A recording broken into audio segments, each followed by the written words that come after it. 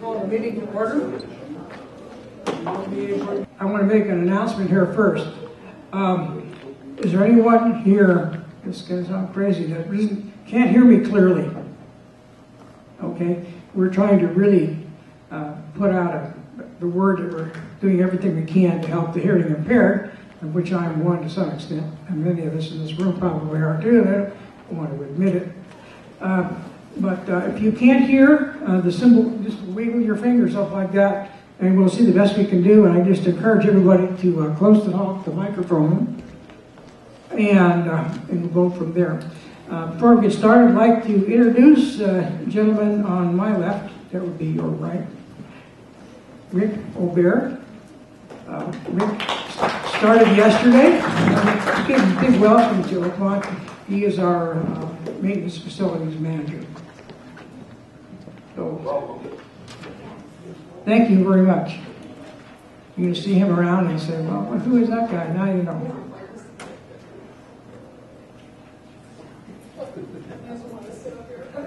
Oh, he's retreating to the back. You know something we don't know. First up on our agenda today is a presentation by Carol McDermott of the Oakmont Gardens. He's going to give us an update on what's going on with that project. So, Carol, turn it over to you.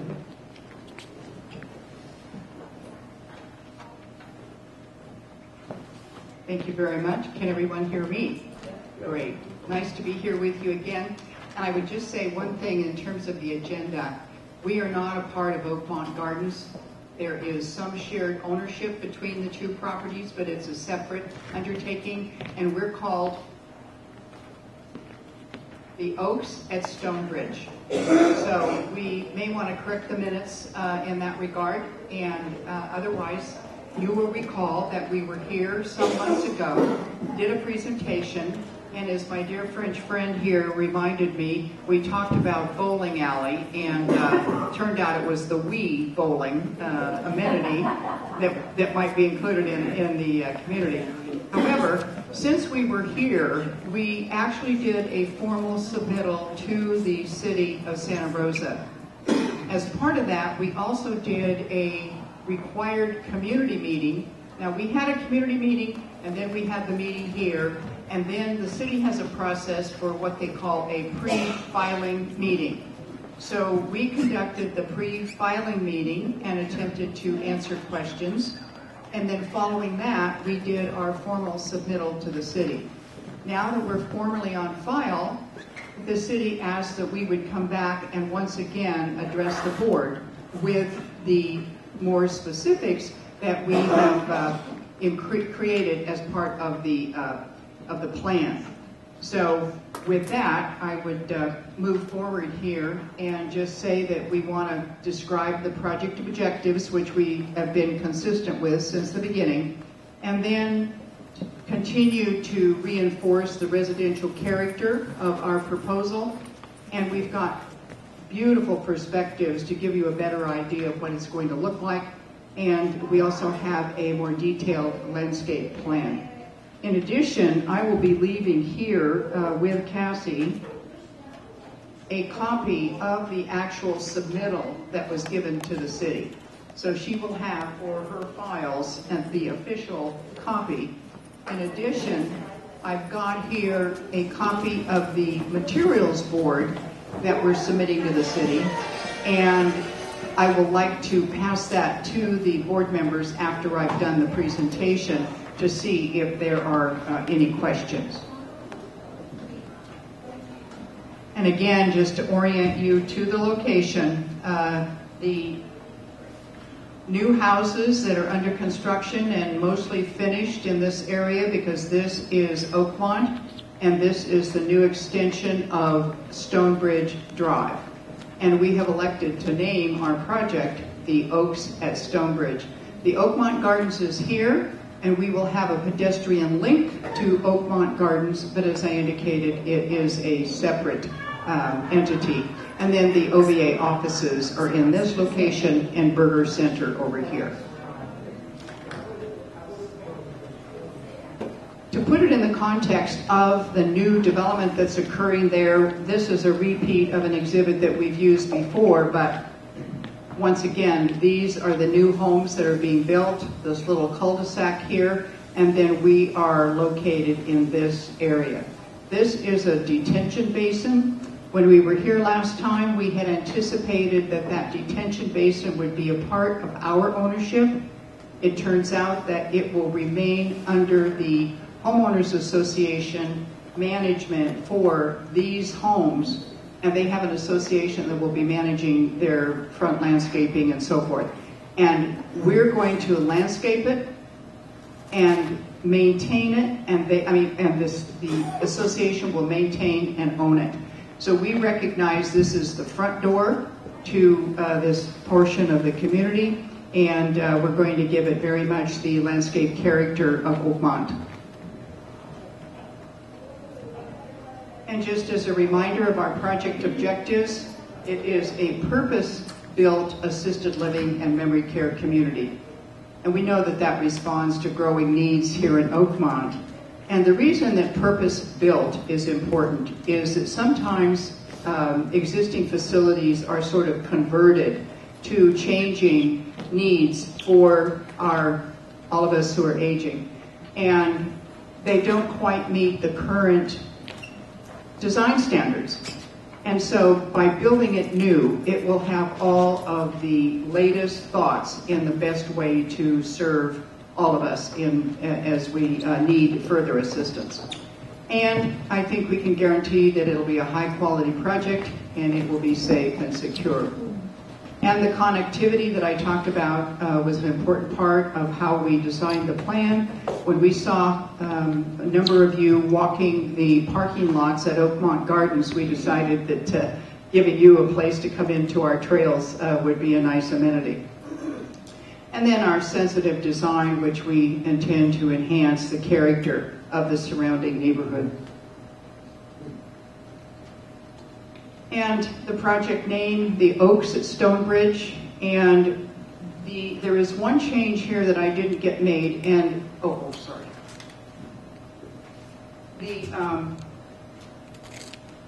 It was 3.3 acres. When from our ownership, the detention basin was taken out of that, it remains 2.8 acres. But to the general public, the distinction will not be clear because we're going to landscape it, it will be professionally maintained, and as a result, it doesn't change our site plan, it's just a little difference in terms of the ownership. And the other thing that didn't get changed here, and I apologize because it's in the document that I've given Cassie, is that as we did our final design, we found that we lowered the number of assisted living residences to 50, and that gave more room for common area use, and then 24 memory care residents, and we all know that that's for residents with memory impairment. And our outdoor features include private or secure open space for the memory impaired, and public open space, greenhouse, and walking trails, while they will be particularly addressing the needs of the residents within the new Oaks at Stonebridge. The walking areas are open to the public. The interior amenities, as we discussed, include what you would expect: dining rooms, bistro, arts and crafts, wellness services, and a fitness gym. And that'll be sort of specialty fitness equipment for the particular population. And once again, this is the site plan, and this site plan hasn't changed. It is the same footprint, and there were some interior adjustments that were made that resulted in the reduction in the number of units. But again, we've divided it into two separate areas. This is the impaired memory care area, impaired memory, and then this is the assisted living. And I once again want to emphasize that we anticipate that people who live now in Oakmont Gardens, as I understand it, MBK Senior Living has provided certain level of assistance. We anticipate that when people move into our facility, they will need additional assistance. So it'll be a step up, if you will. And then there's a natural transition should they need the memory care to just move over to the other side of the building. And again, we want to create a sense of entry from Stonebridge, and we're going to create a little bridge as you drive in the entrance, and there will be a little sort of a created waterway there through the way in which the water is retained on the site and then directed over to the detention basin. And the character remains the same. This is the same exhibit, the same points that we made in the last presentation. All of this is the same. The setbacks are the same. The architecture design is the same. But we have refined the design a little bit, and this is a sort of a close-up of what it's going to look at the porte-cochere where the drop-off area will be. And the existing oaks are being protected, and our landscape architect is working with an arborist to make sure that the kinds of improvements around the oaks will ensure their survival. And the city is very specific about that, I can assure you. And then the walking trails. And in terms of a project rendering, this is the way it's going to look as you look at in this direction. So you would be driving in, and here's the sign at the entrance, and looking back toward the buildings. Again, 2-story, which will be adjacent to your OVA building, and then the 1-story begins where the Oakmont Gardens residences are. So the intent is to ensure compatibility. And then this is a close-up of that same shot so that you can get the perspective, so that we've got a combination of native and water drought-resistant type vegetation with some color, so as to ensure that it's an attractive, inviting landscape palette. And then this is another view taken from the other direction, so you'd be looking in this direction towards the building, and then I've got a close-up of that same one. So again, we've got rooftop articulation, we've got texture and material, stone and wood, and the repeat of the stone look as part of the landscaping to reinforce the Stonebridge theme of the project and the site. And then the landscape plan, and the attempt here is to show that there will be extensive trees around the edges of the detention basin. We can't put them in the detention basin because the water will drain in this, and it exits into an outflow in this direction. But it will be landscaped on the slopes, and at the top we will have trees with color in this location, and then the trail comes in off of Stonebridge, and it will wind around the building and separate from the parking lot, come back around here. So it will be a landscaped walking area. There will be handrails and some benches and other ways there won't be handrails the entire distance, but there'll be stopping points, so as to allow for the convenience of the walkers. And just examples, as we showed you before, of the walking trails. And then as I close with the actual rendering that is based on the architectural plans which have been submitted to the city. We don't know when the Planning Commission hearings will be, but I think you know that they give you good notice. They give a very broad distribution of the public hearing notices. And I am always available through Cassie if you have questions as we go forward. So we're very anxious to obtain the approvals and to proceed to development. And the good news is that it's not close to anybody's homes, so the construction can go in and out of Stonebridge onto Oakmont, and should be sort of minimal disruption of the community. and we're very anxious, to welcome you into these new resources. With that, Mr. Chairman, thank you very much. And if you have any questions, I'd be glad to address them. You're not going to get off that easy. I'll start out with a couple questions. Where does that bridge go? I was looking for it on the plan layout. What happens is, as you drive in, it's just a little rise on the driveway that allows us to give a sense of an entrance. Okay, on your own driveway. On our own driveway, it'll be off the street, yes. My second question is regarding the catch basin, which is now a pit, full of sometimes ducks, sometimes frogs, sometimes mud. What, will that be filled in with something, or what? Well, it's being regraded right now, and so the slopes get softened a little bit, and then they'll be planted with material that can be sort of drought resistant and cling to the slopes to make it look more attractive. But there will be times there will be water in there, and there will be times that there won't. And then there's a catch basin with an overflow so that it can sort of seep mostly back into the ground. And then when necessary, at times of heavy rains, it would spill over and go out into the storm drain. Thank you. Alan? I have two issues I'd like to question about. The first is the retention basin. That's going to be owned by a homeowners association within Oakmont?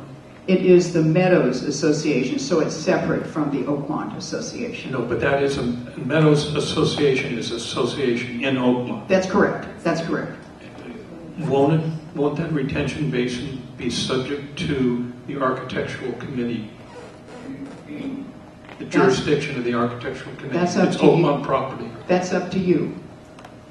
We had presented the plan preliminarily to a couple of committee members, and when they looked at what we were proposing, they did not think that it required a subsequent review and approval. But if the committee wants to see it, we'd be glad to bring it to them. You said you presented it to a couple of committee members of what? Of the architectural committee? Well, when we first came in, and you may want to ask Andy about this, we asked who we should start talking with and who we should meet with, and Cassie pulled together a few people to hear our presentation, and Andy was one of them, so she may wish to comment. And Mary Ann Ruthell was there. Oh, yes, as well, Mary Ann. Chair of the architectural committee. But sorry, excuse me. At that time, Carol, I don't recall seeing actual elevations or pictures or anything that the architectural committee was asked to approve. And I won't speak for Mary Ann because things may have happened since then. But I would like to answer. I would like to also know as well, because if it falls under OVA's auspices within the subdivision, then the architectural committee will be called upon to approve it. That's correct. Am I on? If it's owned by OVA land, then it wouldn't require our approval. But if it belongs to the Meadows subdivision, then it will. The planting of that. Yes, it does. It will belong. It does belong to and will belong to the Meadows Association. And so, if you like, I can just work with Cassie to schedule a presentation. We can have our landscape architect, who's local here in Santa Rosa, come with us to describe that. And we can also present to you the specifics. We've got the elevations. I find elevations to be less descriptive when you're trying to present it to a group of this size. But we've got both the elevations and the renderings now in order to ensure that you know what you're getting. But we'd be happy to present it to the committee. We'll just schedule that. That could be at one of our regular meetings. Yes. And the sooner the better. We have a meeting a week from today. Might be able to make that work. Thank you. A second issue, if I may, is, by the way, I think the idea and the project is a great idea. It's a great use of the property there. And I'm very much in favor of the memory care facility. I think that is important for Oakmont. And I have no reason for memory care residents to be members of citizens of Oakmont, be members of the Oakland Village Association. However, my experience with assisted living people is that they can be quite ambulatory. They can get around very easily, and they're close to our central facility and close to the Burger Center. And my question goes that it's my understanding these people are not going to be members of the Oakmont Village Association. And if that's so, how are we going to keep them from trespassing on our land? Yes. Did you all hear the question? Yes. Well, I talked with Malcolm Manuel, your attorney. He raised the question. And when we made the offer to purchase the property, we were given an annexation agreement that was approved for the Meadows, which stipulated that our facility, as described, with which we're consistent, would not in fact be members of OVA. But I've talked with Malcolm Manuel about it, and he was traveling, and he and I couldn't get together on the language, and I know Cassie was part of those discussions, and so we're trying to address that particular issue. It will be a change, and we're going to have to get our partners to understand the additional costs that would be connected with that, because it was not part of the original pro forma, because we were operating under the agreement that was approved previously when the Meadows was approved.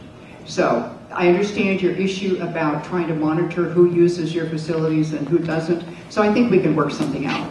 I hope we can. But I want you to be clear that I think there's a lot of people in Oakmont who would be very unhappy with people who are not members of Oakmont regularly using our facilities, and our secure facilities are not very secure. I mean, everybody forgets their cards, and everybody lets everybody else into facilities. I understand. I have a question on the catch basin again. I'm not as informed as perhaps other members of the board are on this. In fact, I'm ill-informed, so I have to ask a question you may have covered already. When was the catch basin assigned to the homeowners association in the Meadows? When it is not contiguous to them, it is more contiguous to commercial properties and your development. The reason I ask, I'm sorry, I don't mean to interrupt. The reason I ask is I anticipate that's going to be a very high maintenance area for a homeowners association. Okay, obviously the question is when it was assigned, and how can you be assured that it's really going to be maintained appropriately and fairly? Is that sort of the question? It goes more to who and when decided that it would be assigned to the HOA rather than to your facility.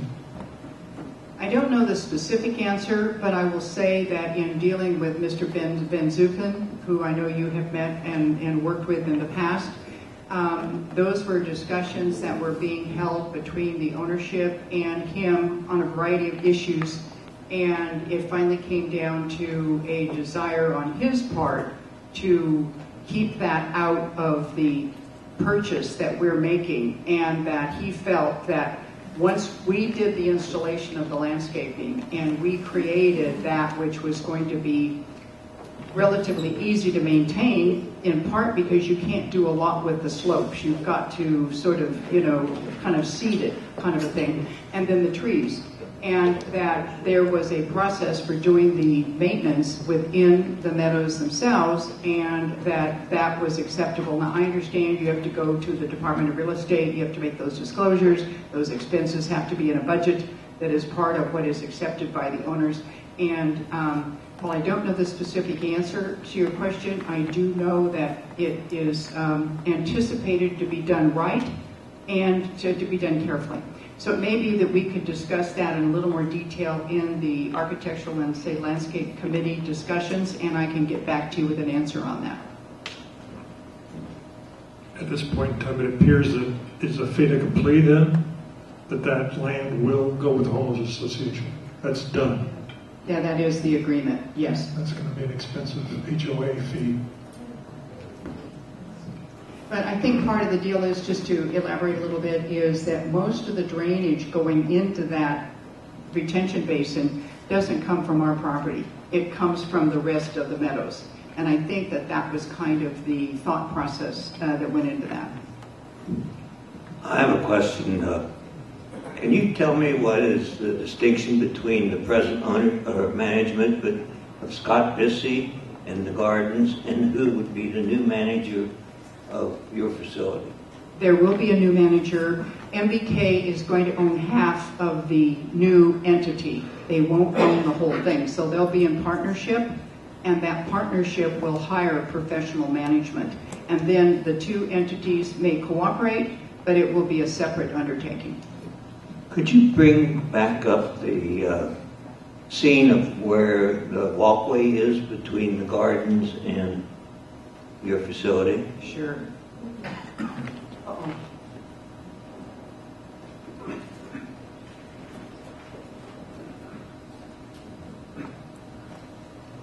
That might be the best description of it, the best location. It will be right in this area because this is where the residents come out to their walkway, and there'll be a walkway connection right here.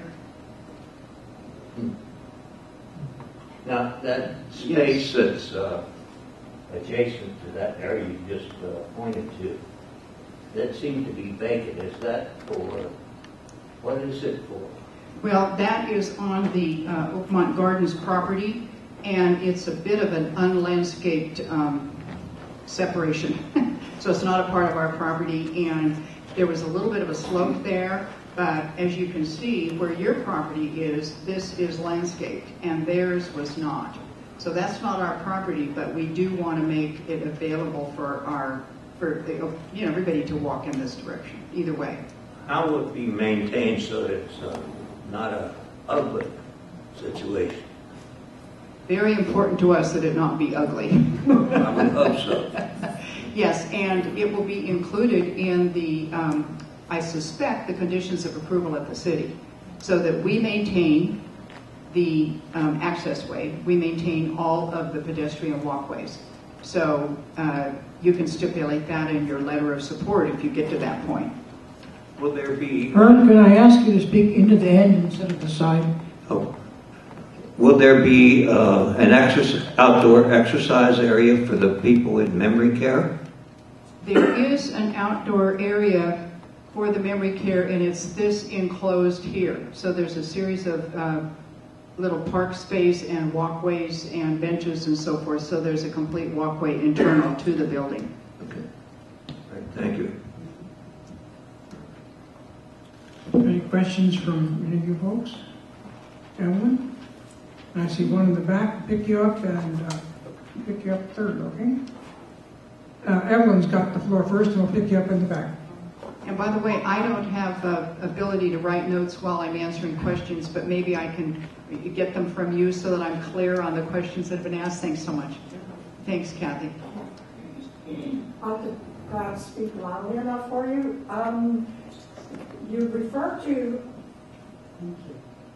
You refer to our property adjoining yours. That is owned by someone else. We rent that property. May not be there. I don't know whether you're anticipating some sort of cooperation between who owns that building and your property, but it is not ours. Yes, I merely referenced it as a point of reference for orientation to where our site was. It has no relationship. It was just an identifying marker. Who else?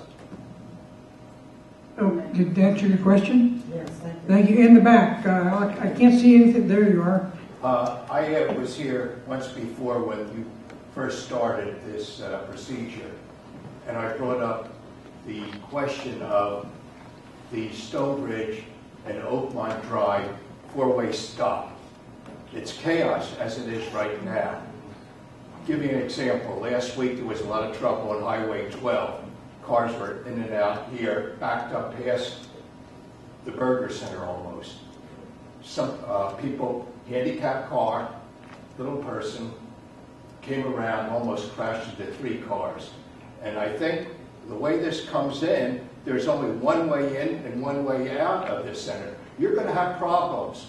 You're going to have problems until somebody can figure out, go to 2 lanes to 1 lane, because it's going to be upside down. And I brought this up to the city planner, and they said, oh, we might think about it. So all I'm saying is, I would think about this. I thank you for that, and I will tell you that because we have not got the comments back from the city on our submittal, we have to go through a staff analysis, and there will be public hearings where you will have an opportunity, because it's not up to us at this point to decide that, but the input will start to cause that to be looked at in their formal efforts.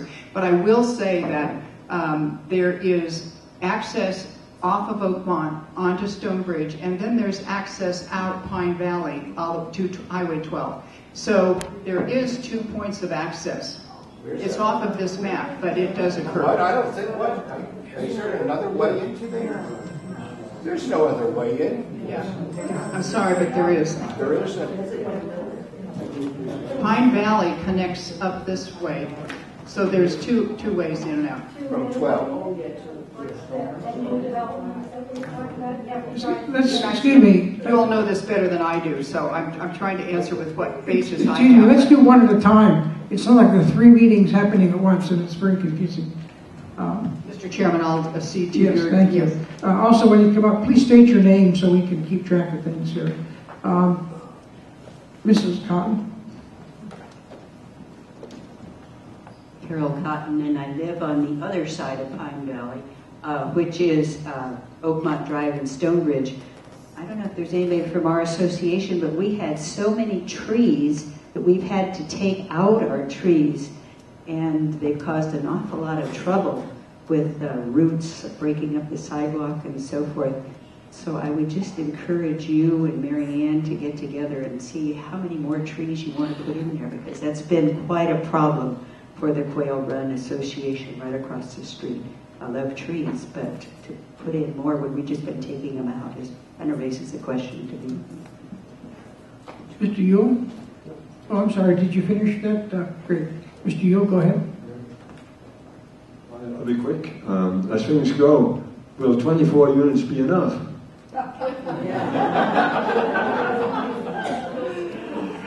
Well, that's an awfully good question, but we only have 2.8 acres, you know. So I think we're maximizing what the site will accommodate with the kind of amenities that need to come with it. So maybe you can help us find another site. We'd be interested. I'm wondering about a start date. A start date, Right. yes, and I'm sorry we don't have a start date, and that has to do with the approval process at the city, and we will like to keep you informed of that. We just don't know yet. We'd like to move quickly. Hi, I'm Vicki Jacodish, and I live over by the East Golf Course. My question is, when you were talking about all the things that your organization is going to do, as in presenting a gym, fitness center, crafts room, dining room, etc., I'm assuming that there will be some kind of a social room that would allow all the basic ADA needs. And my question and concern would be, it's not really a concern, but it's a question is, would we as Oakmont residents be allowed to rent that room out? What we're looking at is we're looking at working with Council on Aging to provide a social senior care center. And with your building of your new facility that's going to be up to date code-wise, and if you have a room available, could we work things out by being able to use that room to provide activities for our senior members? Maybe we can work together on this. Sure, we'd like to work together with you. I don't have a firm answer at this point because we have to get to the point where we can get it built, and then you start talking about operational issues. That's certainly an operational opportunity, and I think that it's something that we've designed the public space so as to be flexible, so that it can be used in a variety of ways and to be a little bit larger. So that's why we lost a few of the units, and I think it has the potential. And I just would continue to say that we'll be on tap to work with you on making it as open and flexible as possible. But I don't have the details about whether it could be rented per se at this point. Thank you. Any more comments from you all or the board? Thank you, Carol. Okay, so thank you. Presentation. So, Mr. Chairman, Chairman, at this point, I was hoping that we might get a letter of support from the board. Is it possible to have a letter of support and then go to the Architectural and Landscaping Committee, or do we need to go there before we get the support letter?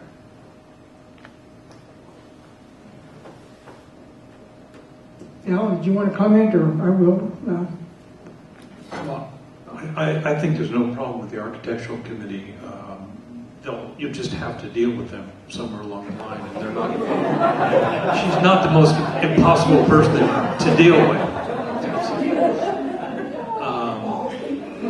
And as far as the citizenship, that's an issue that it's got to be worked out, or it's just problems coming down. I understand, and I had asked Cassie and Malcolm if we could separate out the approval of the project and then bring back the issue of the citizenship as a separate item, and that would be our preference. I don't have any problems with that. I would move that the board allow Cassie to author a letter of support of this project. Oh, I have a point of order here. As much as I'd like to go ahead and do that at the workshops, it's not listed. Yes, it's a workshop. But I'd like to do this. I'd like to take a straw vote, just showing of hands on the board, of how many would support this project with a letter to the city, with a full understanding that all the details aren't finished yet, but that the concept is where we want to go, and there aren't any major hiccups that we can identify. So would it show of hands, and who would generally be in favor of going through and following through with this? I think that will suffice in an open way. You know where we're headed. So the answer is obviously yes. Okay, thank you. And could you make the distinction for me between, as you said, a workshop versus a board meeting? Do you need to ratify that, or how does that work? At a workshop, at a regular board meeting, we conduct business. We have we have motions, and we go through the regular, the proper process. Where a workshop is more informal, we discuss openly different ideas, throw them around, but we don't take board actions unless there's a specific reason and it's already spelled out ahead of time, which in this case it's not. Next couple of weeks. Okay. All right. However you'd like to proceed and to follow your procedures, if you need me back here again, I'll be glad to come. I just appreciate your support, and I'll look forward to working with the committee to set up that meeting, and we'll talk about what you need, specifically to be looking at. And then, just as we end, I would like to pass this materials board down to you so that you'll have just a look at the fact that we've got a variety of textures and colors in ways that we think mirror that is consistent with Oakmont.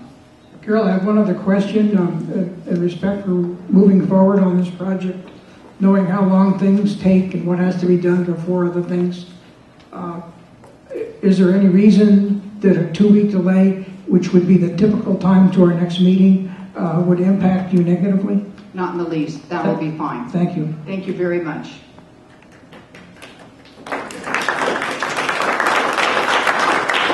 And by the way, I'd really like to thank Gary. He is always so dependable, and he gets my PowerPoint up on the screen and makes sure it's working. And I just really think you're lucky to have him know all of this system and make it all happen. So thanks to him. I'm going to slip something in here real quickly before we go on to the next item.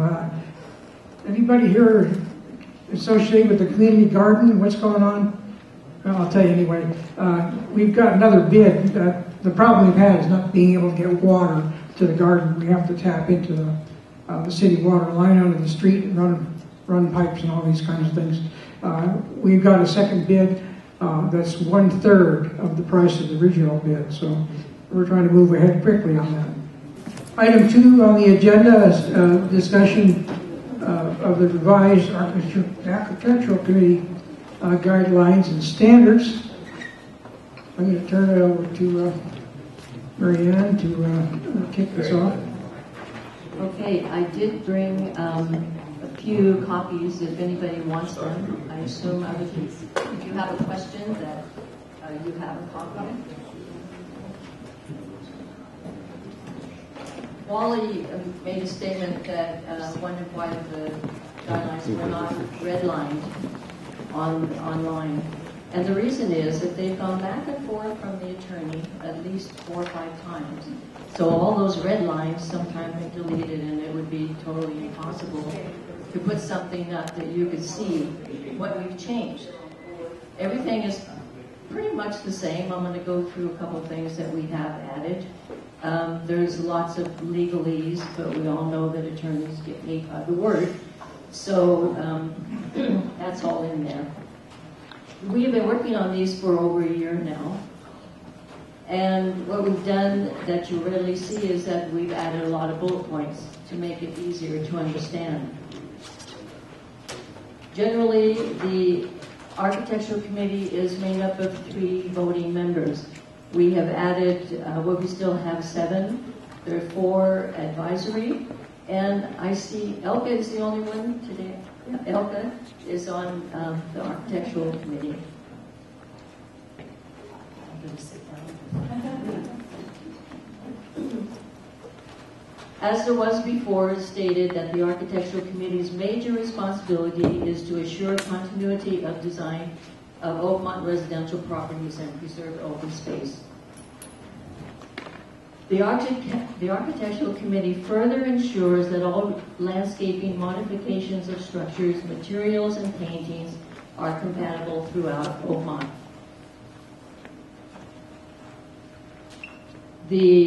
Everything that you do to the outside of your home needs, as it was before, needs prior approval before you do it. Failure to obtain necessary approvals as before in performing any modification of constitutes a violation. Excuse me, a violation of the CC&Rs. And if you are in violation and you did not get an application, approved application, it may require modification or removal of the unauthorized work. It was the same. That is the same as it was before. If you need to get a city building permit, it is your obligation to get that permit. We are not obligated to do so, but we would like to have you give us a copy of that permit before you get started. If it was a permit was required and you didn't get it, we can withdraw our approval. All of our forms are on the OVA website. So you can go there and print them. You don't have to go into the office, but you can get them off of the website.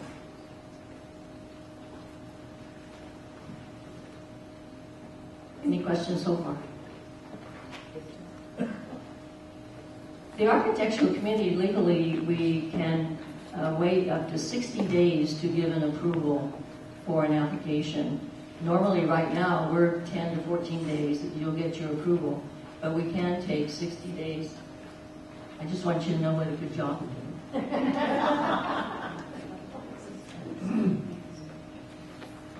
All decisions of the Architectural Committee, whether they are approved or disapproved, have to be in writing, and if we disapprove something, we have to tell you why. There are no verbal statements given by if we do give you a verbal statement, you can't hold it to us. You have to have it in writing.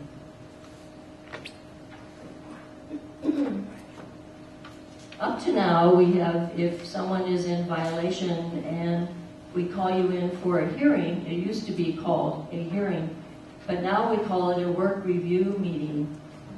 And that is to differentiate between the work review meeting and the OVA board hearing.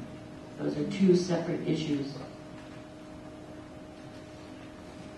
If you're not satisfied when you come to our work review meeting, you're not satisfied with the decision, then you can go to the OVA board for their decision.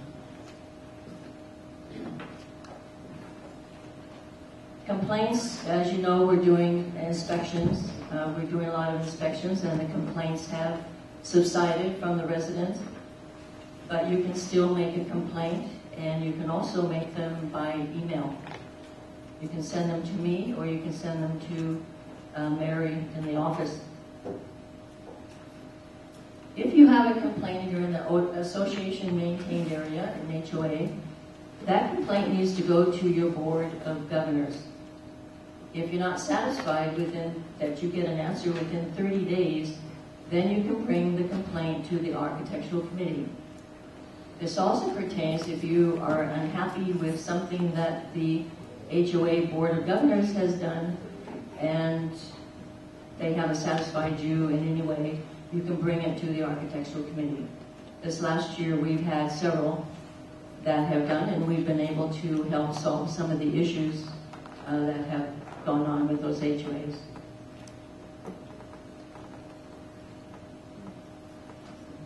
I'm reading these guidelines as I go along here. May I interject a point at this Yes. time?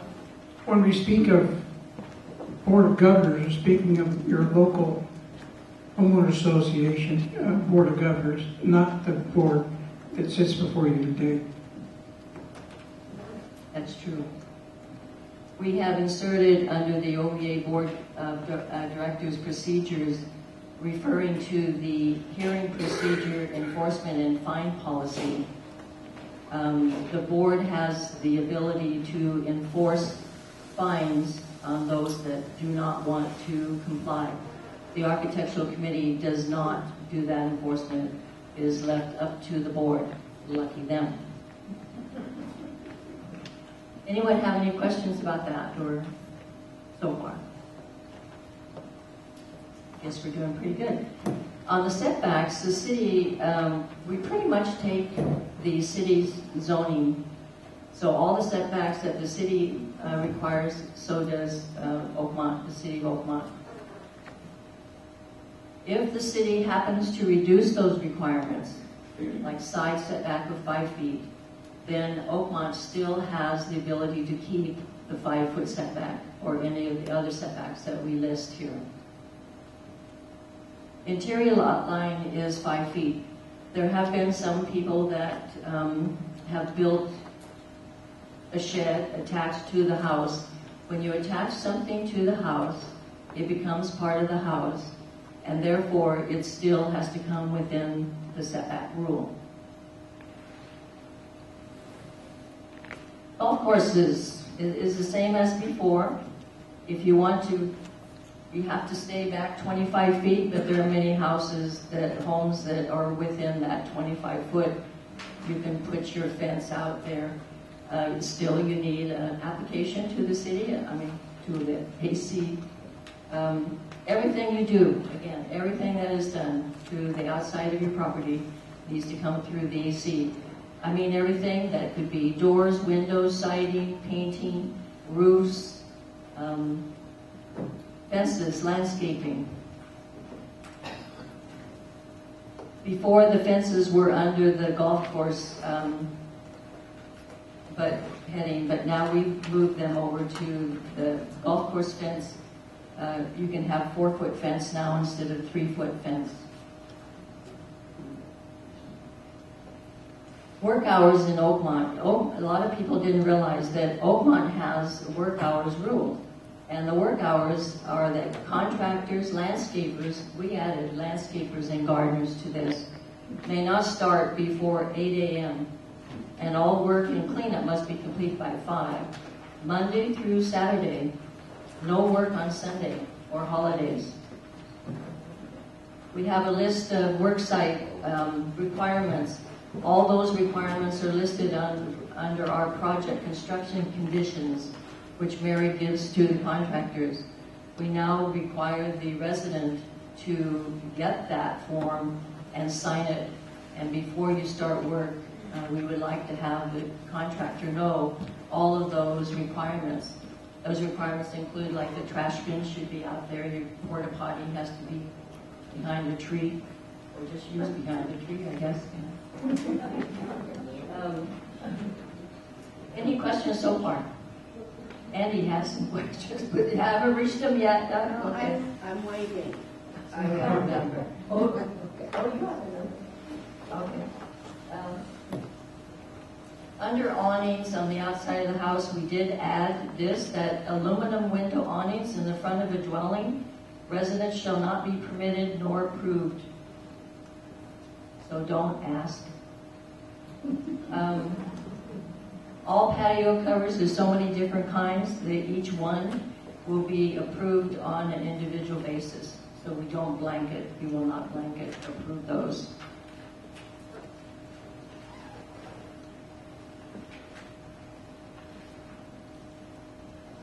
Here's a new section that we added. A lot of people will buy some, like a air conditioner or something without getting to us first, put in an application. We want to know where you're going to put it so that you're not right next to the person's bedroom. So you need to get an approval and tell us where you're going to put it before you even buy it. Under antennas and satellite dishes, this is, the attorney added all of this information, and it is the law relating to that. The Architectural Committee is going to enforce a policy, well, we're going to adopt it at our next meeting, that inoperable satellites or satellites otherwise in violation of these guidelines must be approved in accordance with the procedures required by the AC. So we will have a procedure in place by the time these get approved. Marianne? I think the guidelines are missing the word dishes in that paragraph, as opposed to inoperable satellites. Okay, thank you.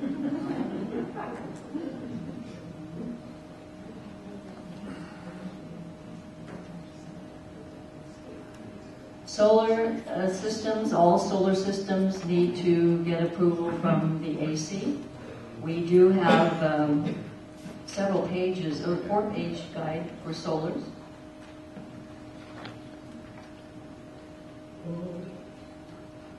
Under fences, as I mentioned, you can have a 4-foot fence past your house going through the golf course. Now it used to be 3 feet, it had to be 3 feet. Now it can be 4 feet, but we require that it is an open design. There's a very popular one that is banded with redwood and wire in between.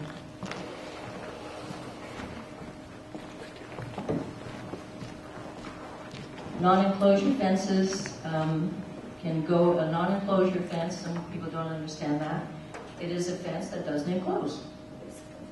You have to, it cannot be regular fence, it has to be open in design. It cannot be, it would have to have spaces in between your panels. That can go beyond the front of your residence. An enclosure fence, which you would want to keep your dog enclosed, for instance, it cannot go beyond the front of your residence. Landscaping. I received a couple comments, and the one was about the 15% rock rule. The one comment was that he said, I suggest removing the requirement of the 15% rock rule. The problem is that that is mentioned in our CC&Rs, and AC will not approve anything that's more than 15%. There's a lot of them out there, I know it, but we try to get people to put in plants within that rock. It's already been there for years. We could say, take it out, but we try to be nice sometimes too. Could I comment on that? Yes, about being nice? Yeah. So, I think Bob Anchik in our audience is the one who's raised a number of issues about the landscaping, and I applaud you, Bob, for reading those architectural guidelines. As far as the 50% rule, that is in our protected restrictions, and it requires a vote of 75% of all members of the association to change it. And also you have to get the lien holders to agree to it also. It can be done, but then the question is, you change it from 15% to allowing the whole yard to be rock? You make it 75%, you make it 50%. People are going to have different views. So it can be changed, but it's not going to be that easy. Hopeless.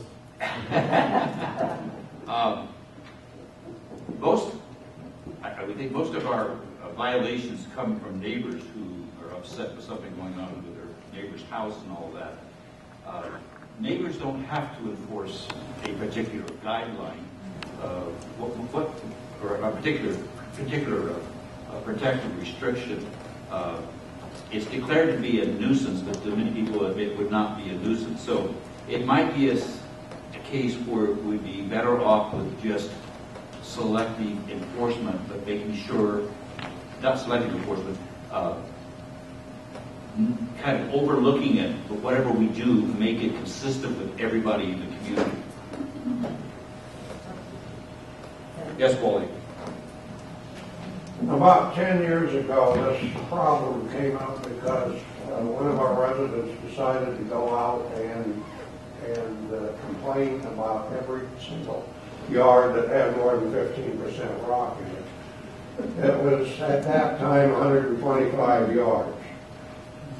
We went to our attorney, and Malcolm stated that while it is in our CCNRs, it could never be enforced. That any judge would throw that out because this was before the drought conditions. And since the drought conditions came in, this would be about 2008, he said that anyone could go to court and have that removed. We would not have to do it through a plebiscite of our residents. That was something that came under state regulations now and could never be enforced.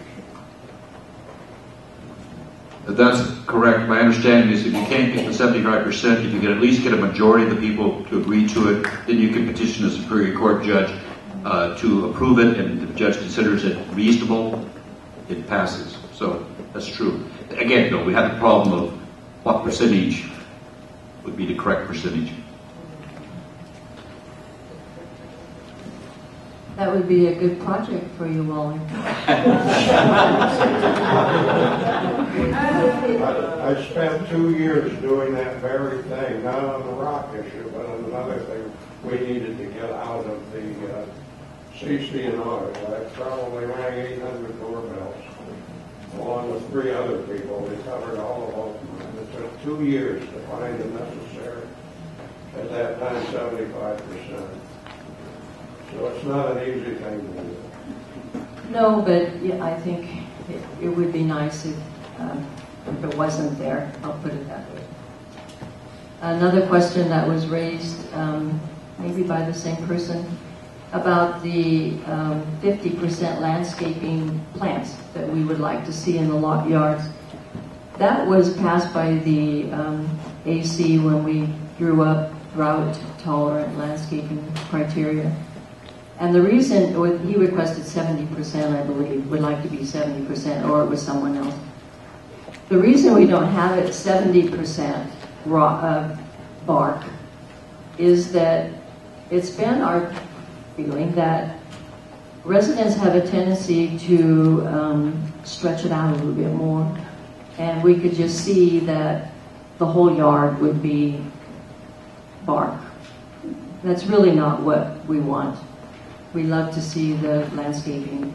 And all you have to do, if you have a plan, if you have a xeriscape plan or something, and you want to have more than 50% bark, just state so on your plan. We take a look at it, and there have been some approved.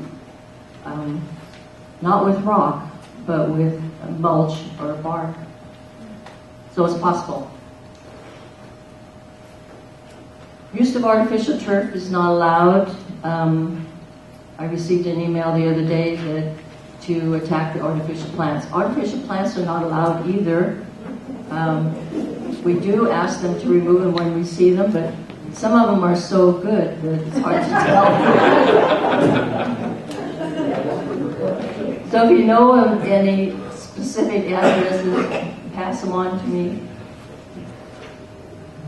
Going down to trees, everything is the same, and one thing I will remind everybody that removal or altering heritage trees needs a city permit along with the AC.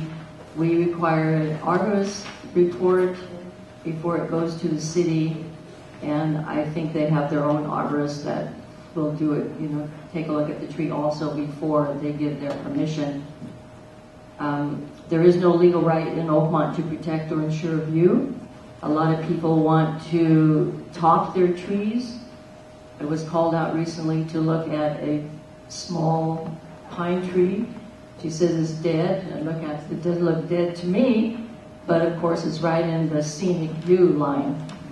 So it didn't get approved. There was another question under painting about the HOAs. The Board of Governors have the right to pick their colors in their own HOA. But before they do, they should run those colors by the Architectural Committee, get approval from us as to what colors they want to do. And the word enforcement, it is an odd word to use, but what it means is that before they enforce that color in their HOA, that they need to get AC approval. We added a new palette of colors for driveways. So if you want to stain your driveway, then we have a palette of colors to use. So no more pink or purple driveways, sorry.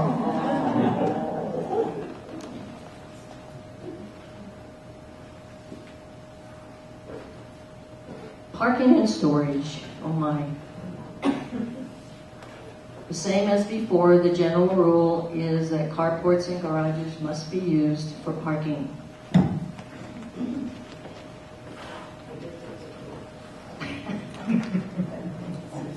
She says she guess it's a joke. So many people park in the driveway, but the general rule is that carports and garages must be used for parking of authorized vehicles and no other use is allowed. That prevents this for the number of vehicles. We have specific rules. Specifically, authorized vehicles are licensed and operative non-commercial automobiles, pickups, trucks, vans, and SUVs. Without limiting the authorized vehicle definition above, the following are non-authorized vehicles: recreational vehicles, trailer, portable mobile homes, such as Winnebagos, the vacation ones. Sure you can. I don't. With respect to parking in your garage, your vehicle, does this come under the process of fines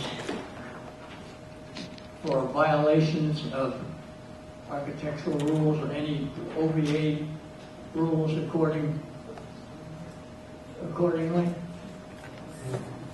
In other words, if somebody across the street is parking their car in the driveway or in the street and they've got goods stored in the garage, can they be fined if they found that they are in violation of the architectural controls?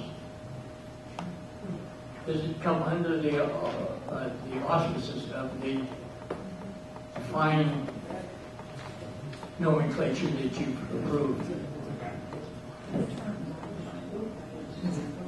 That if it's a violation, that goes to the board, and they're the ones that would make that decision.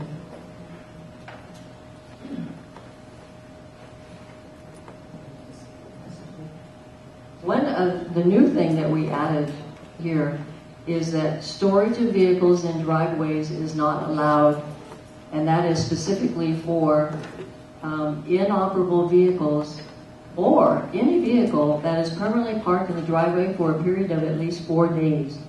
So if you're going on vacation, for 2 weeks, don't leave your car in the driveway because someone will complain. I don't know what the board will do about that, but that is a new guideline.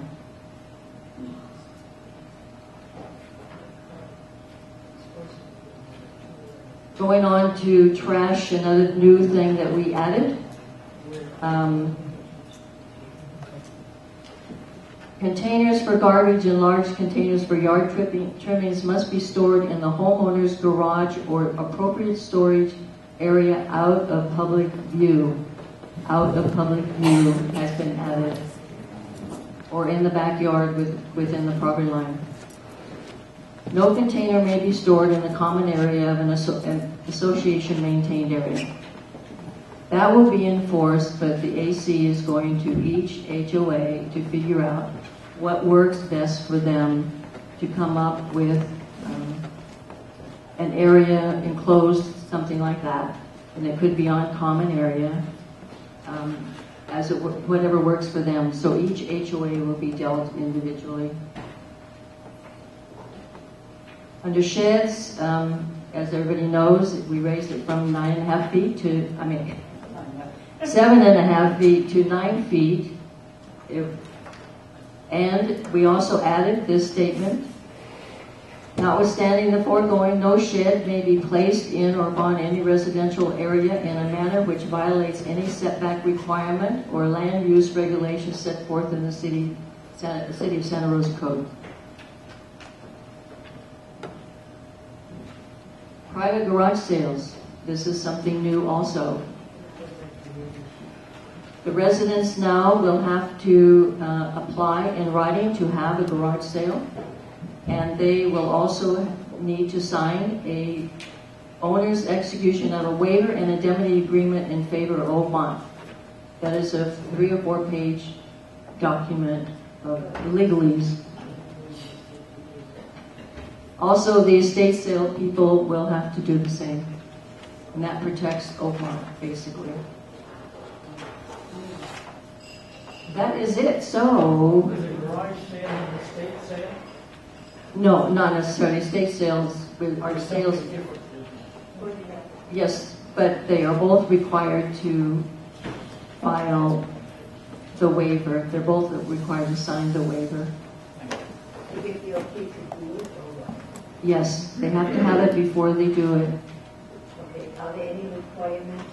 Because you just said 1 2 days ago and it was just follow-up. There are requirements for an estate garage sale, or there's a whole list. Could you please use the microphone, because most of us couldn't hear the question, and therefore the answer doesn't make any sense. She asked if there are requirements for an estate sale or garage sale, and the answer is yes. There is a list of about 6 things that they cannot do. Yes, Elka? I think as far as the waiver is concerned, that is a document to protect Oakmont Village Association from liability. If people come there to your garage sale or estate sale and they fall down the steps, that the owner then will take responsibility for that. That's how I understand it. Yes, that protects the association mainly. So, questions? Fran, do you want to start? Yes, please. I'm sorry I saved all of them to the end, but actually I think this new policy is much easier to read, and it will be used more frequently, I hope, than we have been using it or arguing about it in the past. I wanted to bring your attention to page 16. At the top, it says trash cans should be placed on the property, preferably in the driveway. I don't think the garbage collectors would care for that because they really can't get a hold of trash cans in the driveway. They need to be on the curb. I think that means while they're loading them, that would be my guess. Instead of out in the street. No, they're right. You don't want them in the street, but you really don't want them on the driveway either, because because they could roll, and they ask you to put them on the curb and just to be. Right, are we talking about worksite trash cans? Yes. This trash bins, I'm wondering if that means the dumpsters versus trash bins themselves. I think that's what it refers to. This would be the I think they're referring to the worksite construction dumpsters. Those big dumpsters, the 1 yard, 3 yard dumpsters. And then I think we should say dumpsters. That's what that was my point. But while I'm on that, that actually is a problem. It seemed to me that we had an agreement that we were not to put the garbage cans out before 4 o'clock on the day preceding the pickup. And I know they go out at 9 in the morning, and it does make the neighborhood look sort of sloppy. Then the next one I had was with regard to the I'm glad you mentioned the golf course, that we like the open space. I think this board is going to be having some difficult hearings in the very near future about the golf course, because they're worried about their future. And so I'm glad you had put them in there. I also wanted to mention that with regard to the satellites, what do I want to say? The dishes, that also is something that we haven't had in the past in this agreement. But it certainly is needed there, because now some of the companies just say, if you have another company come in and install a new or different dish, the company losing the service will just say, oh, leave it there. And pretty soon you can accumulate them in the short distance, short time. The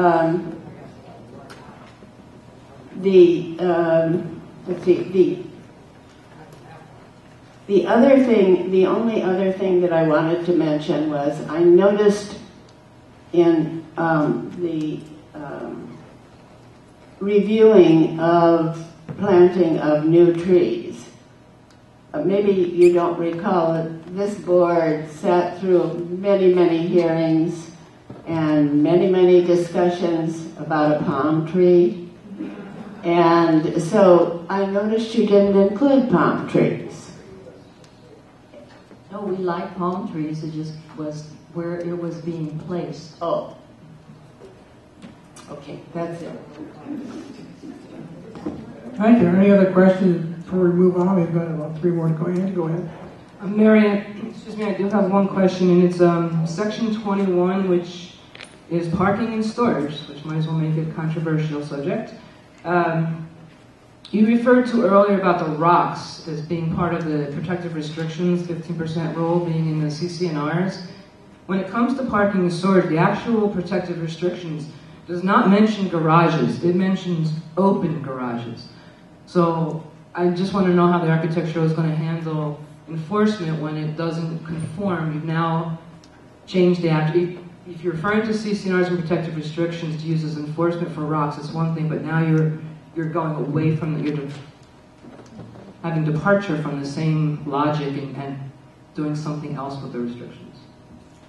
You're referring that the general rule is that carports and garages, to be able to enforce that. Right, and in CCNRs it says the rule is that carports and open garages must be used for parking for authorized vehicles. It does not just say garages. That is an issue.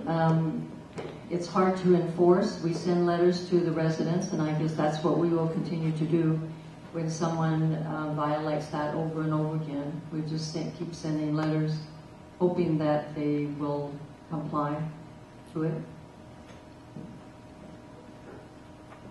Wally? that parking in garages was another issue that came up 10 or 12 years ago. And while our CC&Rs say open garages, in the early 90s or mid-90s, the Architectural Committee added enclosed garages. So that is in the guidelines and standards. It's not in our CC&R.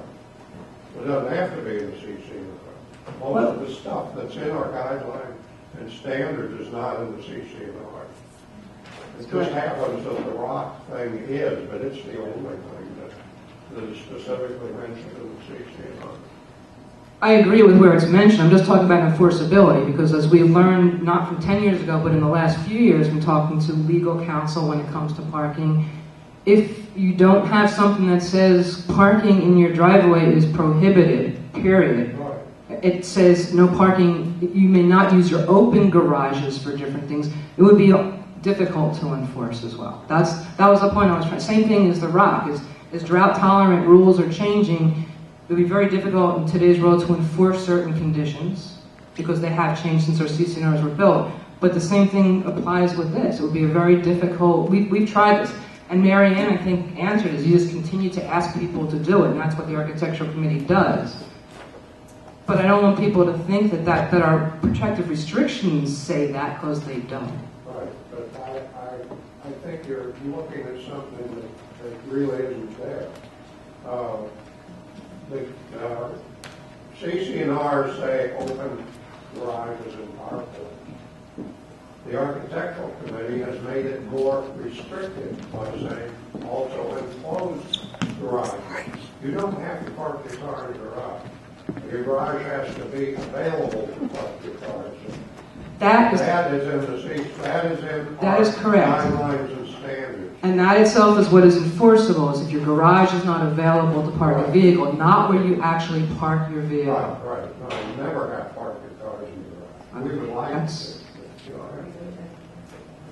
Well, but if the CC&Rs did say you must park your cars in the garage, you'd have a different story. I just wanted to make that differentiation. The CC&Rs don't say that. It's a guideline, but the guideline says, it's a general rule, the guideline says you may not alter your garage without architectural approval. That's what I was going to mention, the altering of the garages.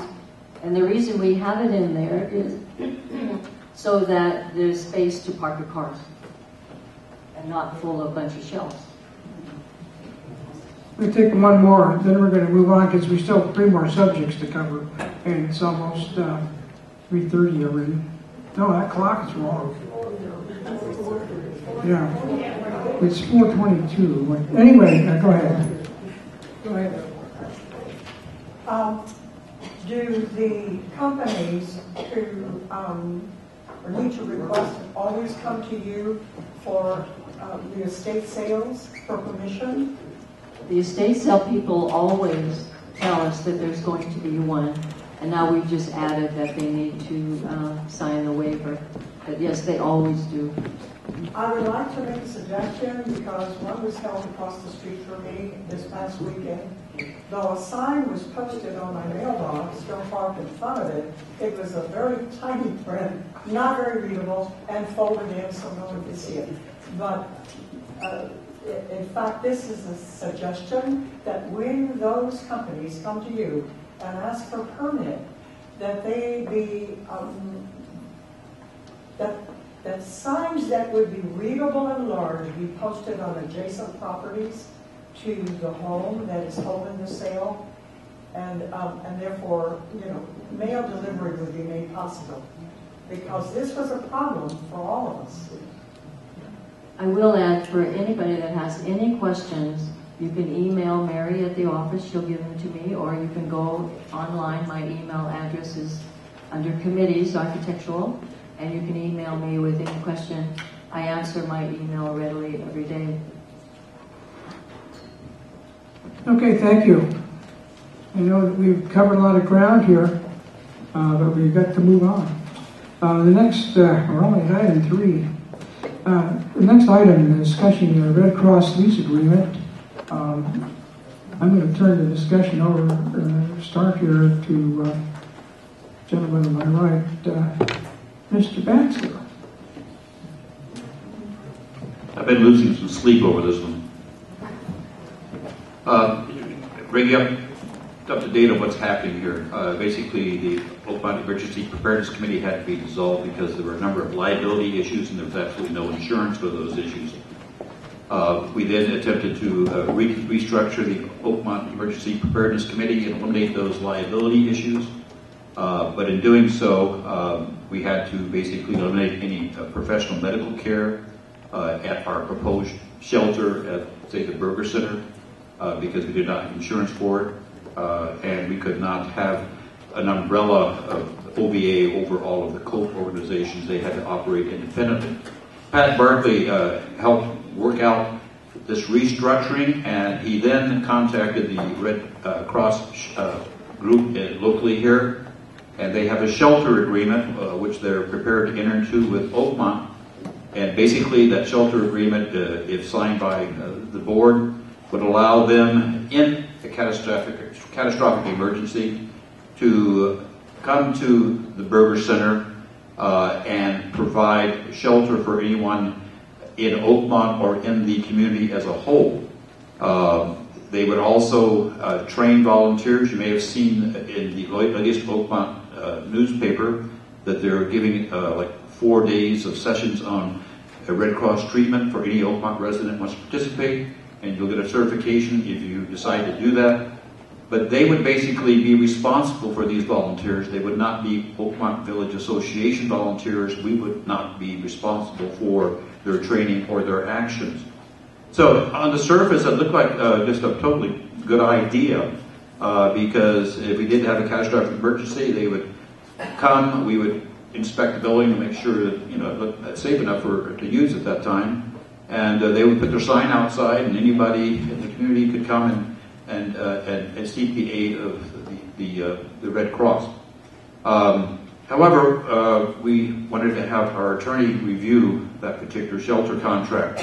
Sandra Gottlieb, who we contacted, and she's an excellent HOA attorney and familiar with HOA laws in particular, reviewed it, and she had about 5 objections.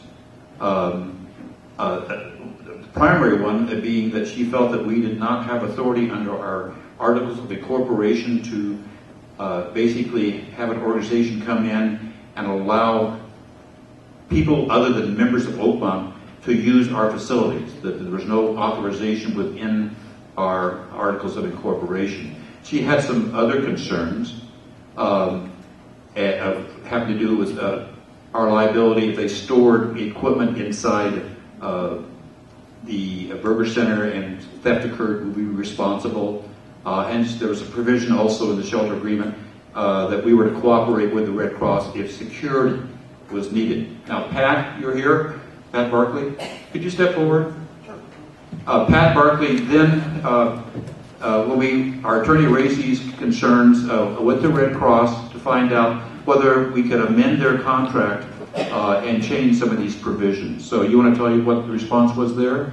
Yeah, well, the Red Cross, first off, on the issue of allowing non-Oakmonters into our facilities, which our attorney feels is a liability issue, is a non-starter for the Red Cross. They say if we're not willing to open it up to the rest of the community, they'd be more than happy to train Oakmont residents to operate it as a private shelter. But it would not be under the auspices of the Red Cross, which brings us back to the liability issue for the OVA. In the discussion we had with the attorney, what I found interesting is she says Sandra has had experience in dealing with the Red Cross in the past, and her comment in a telecom we had was, the Red Cross won't agree to any changes. They've got 56,000 shelters in the U.S., and so they're not interested in any comments that someone might have on changing their shelter agreements. And any changes, even if they were willing to do it, would have to be done by their headquarters team, including their attorneys in Washington, D.C. Okay. All right, so board members, here's the dilemma. I was prepared to come here and say, well, notwithstanding what our attorney has to say, that it's not authorized by the Articles of Corporation, I think it's a good business judgment, we should proceed. But that's what I've been losing sleep over. We can, I've outlined arguments of why we can do it, and I'm an attorney, but I'm an inactive attorney. I cannot give legal advice. So anything I would say to this board is just one person's opinion after reading the documents and things like that. So I don't know how much weight that carries. We could seek an opinion, a second opinion on this particular issue. That is, go to Malcolm and see what he thinks, whether we have the authority to bring in outsiders. Because I see other implications from this. What about the OLLI lecture series? They're asking us right now to sign a lease of our facilities before we'd even have those lectures, which is presenting a problem for us. Isn't that the same situation where when you have those lectures, it's advertised in the Kenwood paper and people sign up and come in? In fact, we allow, I think, a certain percentage to go to those lectures. What about the Rotary crab feed this last Sunday? That's a local organization, but don't they sell tickets to the outside people? And they come and eat crab and get choked and die? So it doesn't just apply to the shelter thing. Maybe we should seek a second opinion. My feeling, I'm still going to say what I think, okay? But this is not legal advice. Our articles of incorporation say that our primary duty is to provide facilities, recreational facilities, for the use of its members and its clubs, okay, and its guests, okay? If we can provide it to our guests, why can't we make a policy that in any catastrophic emergency that occurs, such as a huge earthquake that affects the community, that as a policy, we invite the entire community to be our guest in our recreation facilities. Okay? That could be my guest. And maybe that would overcome the problem we have if we did something like that. Alan? I agree with you. You're an attorney, right? Yes. So the question is here, do we want to proceed? Have we done enough to exercise good faith in examining this whole issue? And are we acting in good faith? And should we go ahead and, well, we can't vote today on approving the contract, but we can proceed to basically fill the contract out, which, by the way, we'll probably have to fill it out ourselves, because I'm sure our attorney's not going to fill it out. At least Sanders not going to fill it out. And then at our next board meeting say, we are approving the shelter contract and we've agreed to approve it. It's up to the board.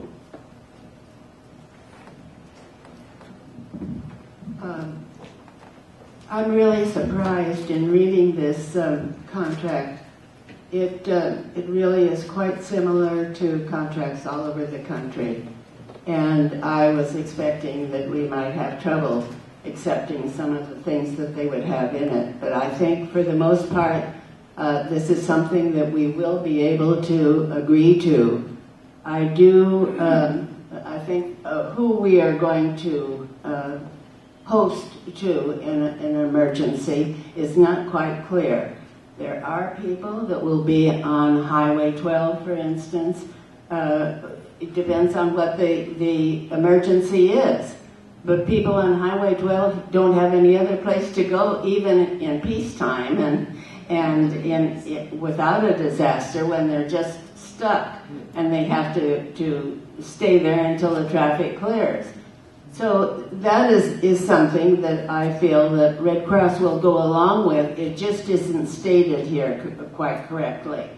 The other thing is that there's one thing that I would like to see done in the contract, and that is on the terms and conditions in item number 2. It's the shelter management, and it provides for a second person here to, well, not a second person here, how should I say that?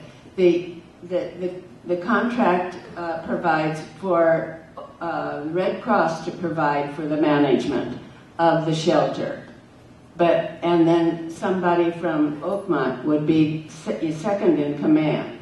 I just would like to be sure that the person from Oakmont who would be on our emergency preparedness committee would be designated in peacetime or without a disaster to be in Camp to be in command if the Red Cross man does not arrive. It's very possible that there will be no communication and moving in a disaster. So therefore, I think we need a legal statement to say that if the Red Cross fella isn't here, then our person is in command. Can I comment on that? Under the revised OEPC charter, there is a provision, this was prior to contacting the Red Cross, there is a provision that we, the OEPC, will have a facility manager who will open that facility and make it available to Oakmont residents. We're not taking responsibility for anything that the residents do inside of that facility, but we will ensure that the facility is available. I think that goes to what your concern is.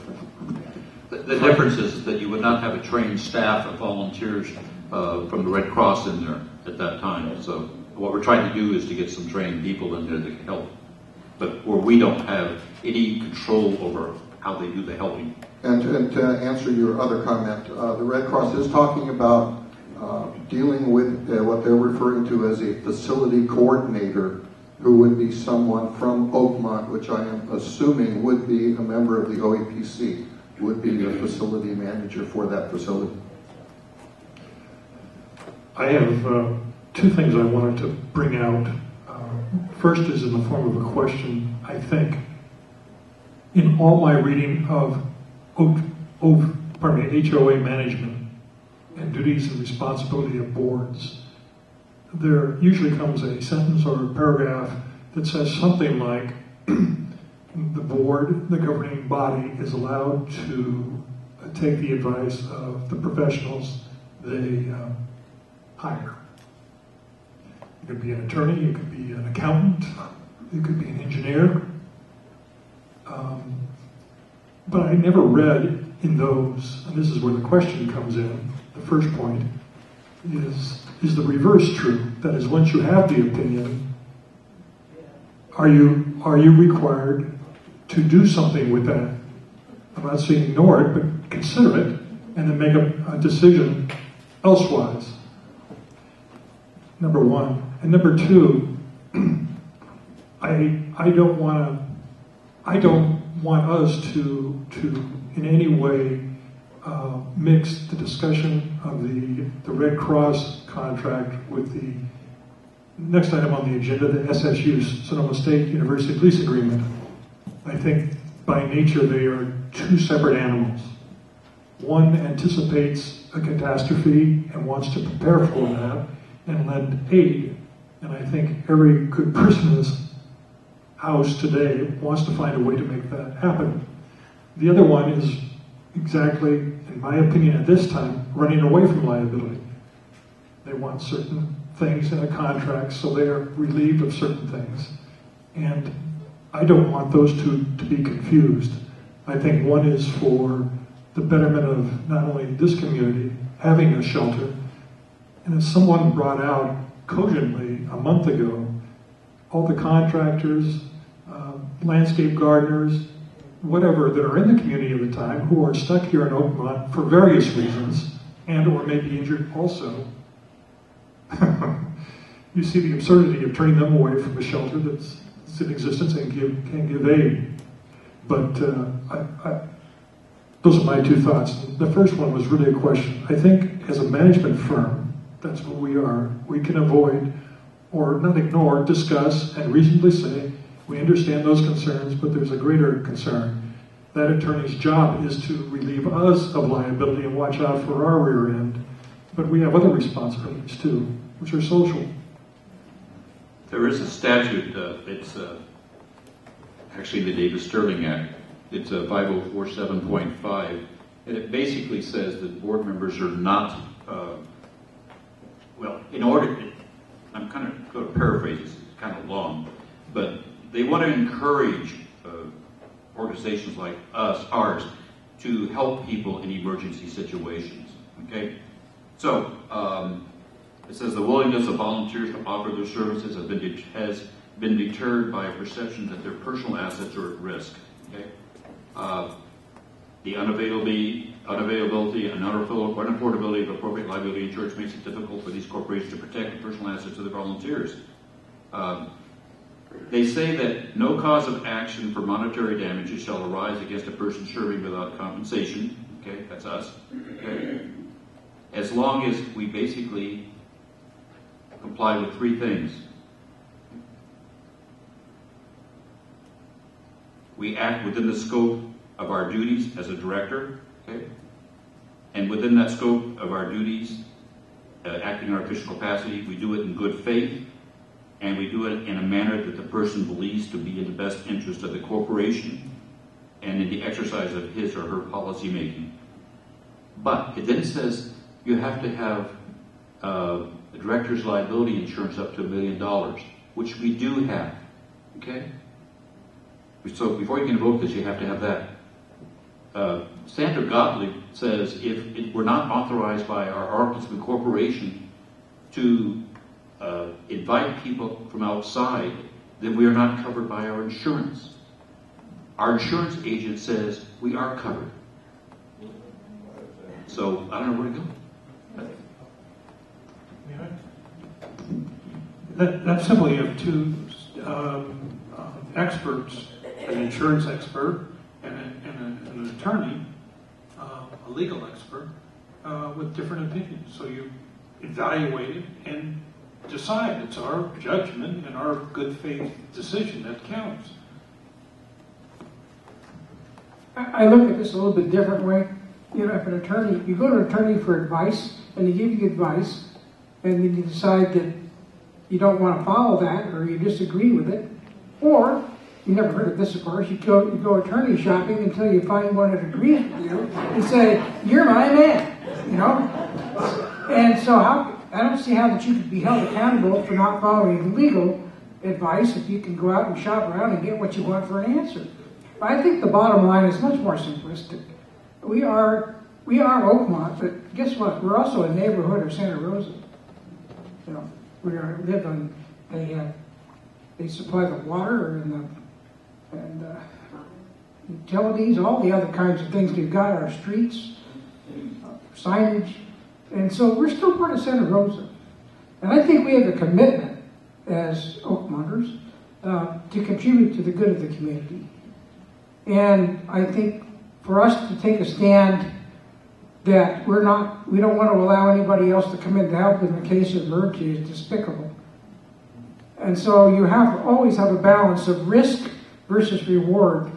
And I think in this case the risk is very small, and I think the reward is huge. To be good neighbors, to me at this point, unless we really set ourselves up for something terrible, and we are not in this case, that this is almost, to me, it's a foregone conclusion that we should, as long as we understand what the agreement would be with Red Cross, and it's already ironed out in boilerplate for everywhere else in the United States, that we go ahead and accept their terms and be glad that they're here to help us, and in turn, we're here to help the neighborhood. Wally? John, one quick comment.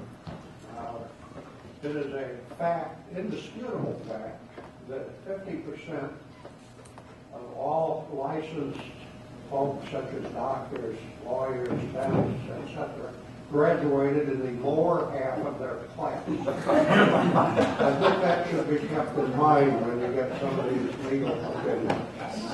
And the remainder live here in Oakmont? Can I add just one thing?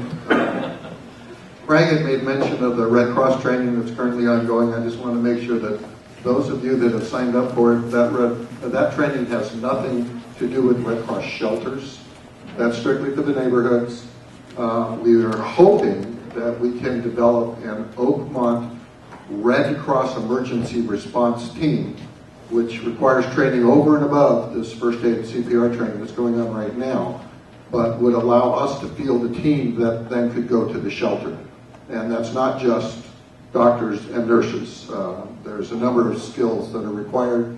Red Cross has some special training, which gives you a certification, and then you operate as a Red Cross person, not an Oakmont resident. And that's where the liability comes in, where Red Cross is responsible for the volunteers' actions.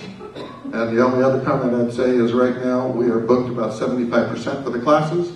So if you haven't signed up, you probably want to get on it because they're going fast. Pat, before you leave, can I ask you one simple question? Sure. Because I don't know. The agreement, does it have an effective date and an expiration date? Yeah, I assume the effective date would be the date that it winds up getting executed by the Red Cross. He can be canceled at any time. There's no clause in there that talks. Yes, there is a clause. Is there a clause? You get 30. Each site has 30 days to cancel the contract. Okay. Also, it's interesting. At some future date that we could get out of it if we decided. Right. Correct. Thank you. Also, there's an interesting provision right at the beginning that says that if there is an emergency and they come, if it's inconvenient to us, we don't have to let them set up the shelter. So, for instance, if we're in the middle of a remodeling project of Burger Center and we have to set up a shelter and close down the whole project, and we have to pay contractors daily monies that cost OVA a ton of money, we can just say, no, I'm sorry, you can't use Burger, go use the East Rec or something. Well, and the other issue, in terms of Red Cross's activation of the shelter, the activation of the shelter would be initiated by us here in Oakmont, not by the Red Cross. Thank you, Pat, and everybody for your comments. Did you have something further to I was add? just going to say, we really owe you a great deal of thanks. I know this has been a rough time, and you've stuck with it, and you've handled it so beautifully. Plus, that even before and now after, you have provided Oakmont with so much safety and consideration.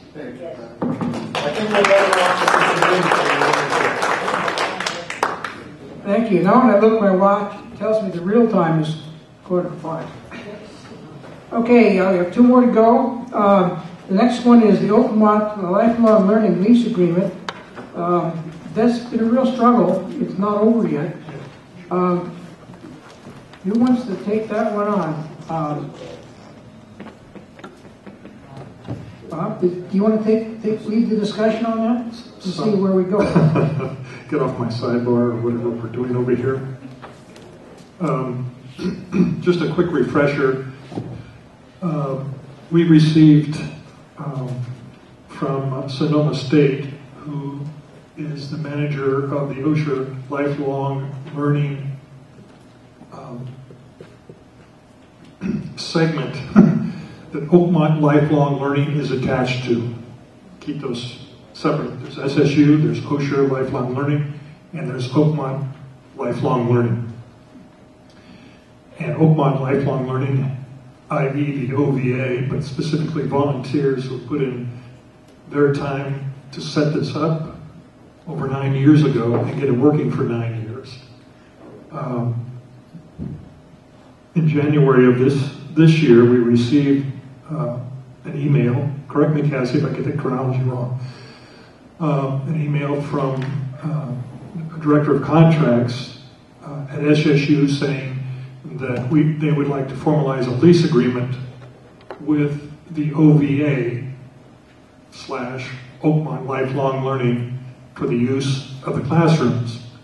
And the lease agreement is just that. It's a 2 or 3 page agreement in which they say that they are leasing classrooms, i.e. the Burger or the East or something, at specific times on specific days for specific classes. And there would be rental that they would pay for that based upon the number, it would be prorated on a monthly charge.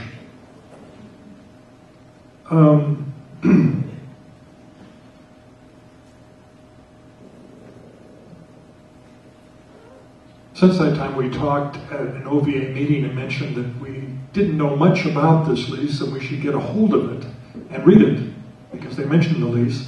And they also mentioned to us they had some requirements regarding the stability of our buildings for earthquake and our facilities as far as ADA requirements also.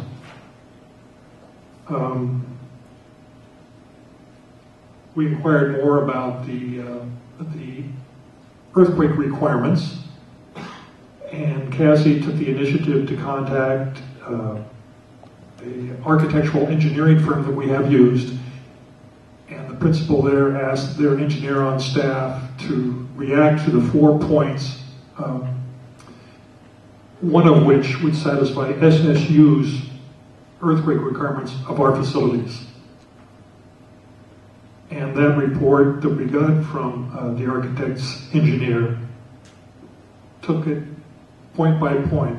There were 4 alternatives we could do to satisfy SSU's earthquake requirement. And the engineer at the architectural firm said that the second point, i.e. Doing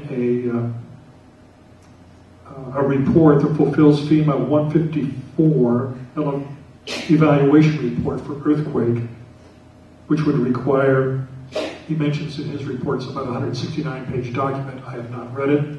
I have not opened it. I have not even found it.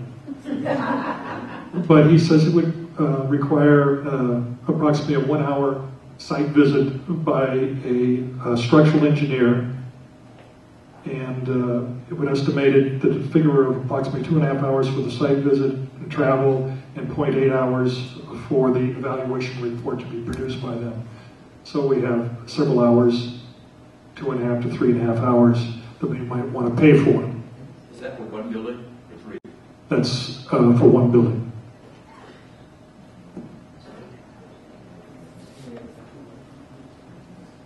Thank you, Andy. Andy points out that adding everything up, it's more like approximately 8 hours for that site visit, evaluation, and report total. So that'd be an 8-hour charge at whatever fee they have. So that's on one side. And we found out this morning,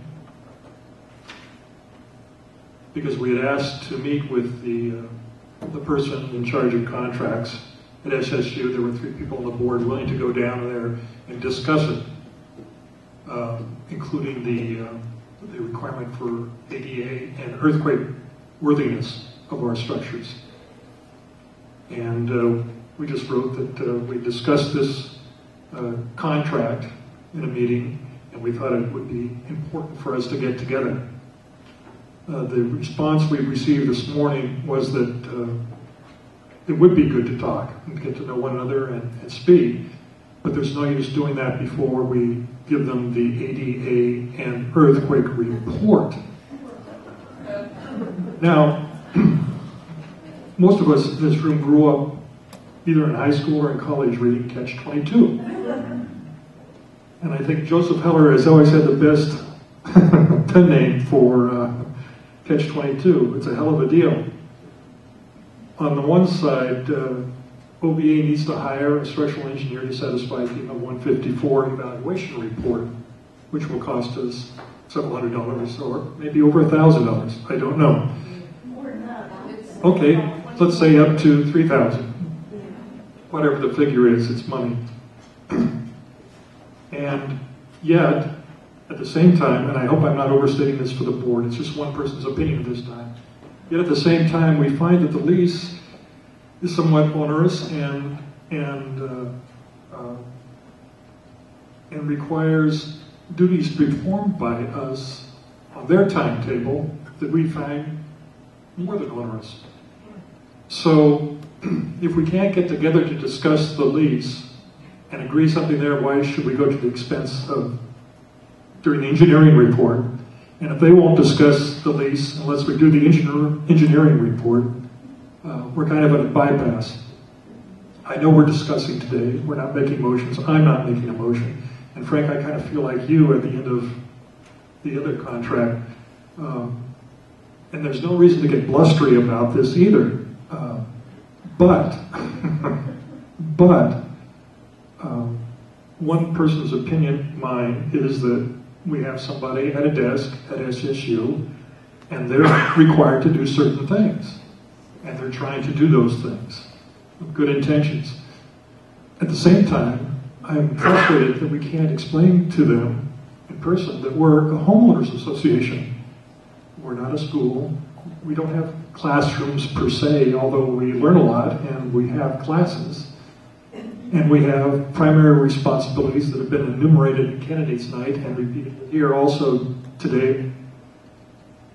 Spending a few $1,000s to get a structural engineer in here is something I would be willing to vote for if we knew the other side of the equation, the lease, was something that we could swallow. But I don't know that yet.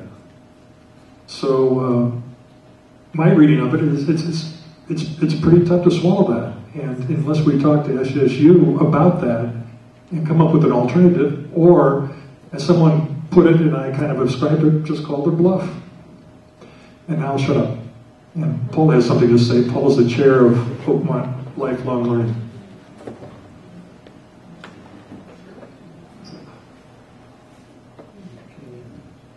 Those of you who remember John McEnroe and who's the other guy, Jimmy Connors, they'd stand at the baseline and they'd fire these balls back and forth. I think that's kind of where we're going to be for a little while with this situation, and it's pretty serious. I put together a position statement that I'm going to read and I'm going to pass out to the board, but I think it's important that we kind of have a little bit of this background. We still have a problem understanding why these hurdles have been placed in front of us after 9 years of success and cooperation with Sonoma State and over 1,000 hours of student instruction. And even though we obviously champion the cause of lifelong learning here in Oakmont, we fully understand that setting a precedent, such as the lease itself and the accompanying stipulations presented by Sonoma State University, present draconian stipulations to this community that are unacceptable. The thousands of students that have had their lives enriched by this program need to be assured that should the relationship end with Sonoma State University, we will do all we can to search out other institutions of higher learning in the North Bay, as well as the San Francisco board-based Osher Foundation itself, to establish Oakmont as either an independent Osher site or as a satellite of another college or university. Time is of the essence, however. The closing of the Healdsburg campus has set a time precedent. The spring semester, starting in April, has been deemed to be their last. Seismic retrofitting of the Healdsburg facility was flatly turned down. Hence, they were given one last semester grace period, and we could very well face that same situation. As an editorial, this is just me. We speculate that Sonoma State University's goal is to locate a facility that is outside of Oakmont, probably in either the Windsor or Santa Rosa vicinity, and establish a new Ollie venture which will increase both student enrollment and the key thing, as well as their revenue. That's how I feel. It's going to be a tough battle. I think it's unfair, and I think after 9 years, it just doesn't make any sense.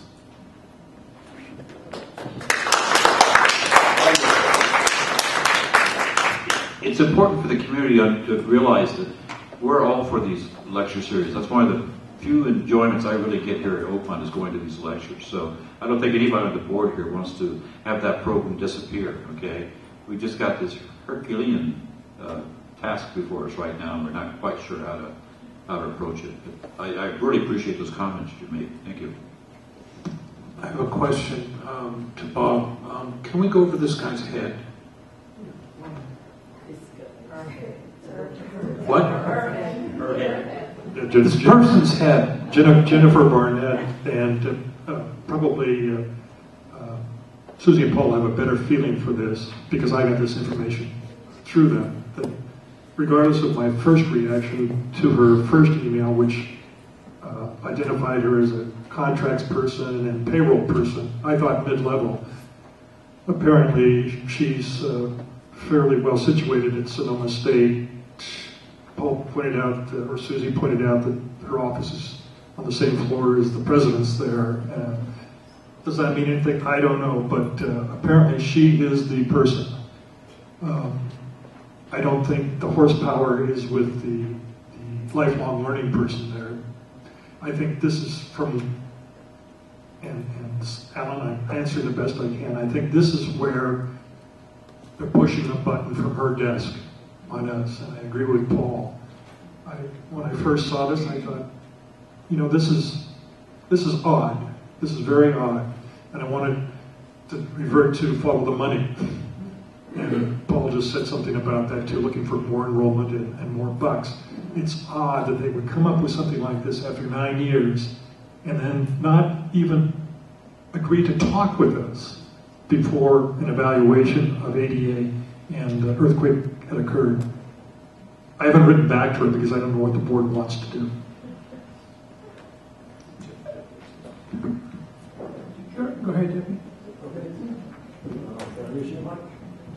But I'm a student. I'm a student and have been for 9 years.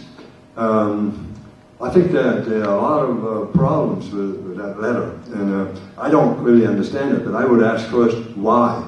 Why did the lease idea come through? If you can't get a good answer, call the president. Well, our president calling the president or lawyer tomorrow morning and say, what's going on?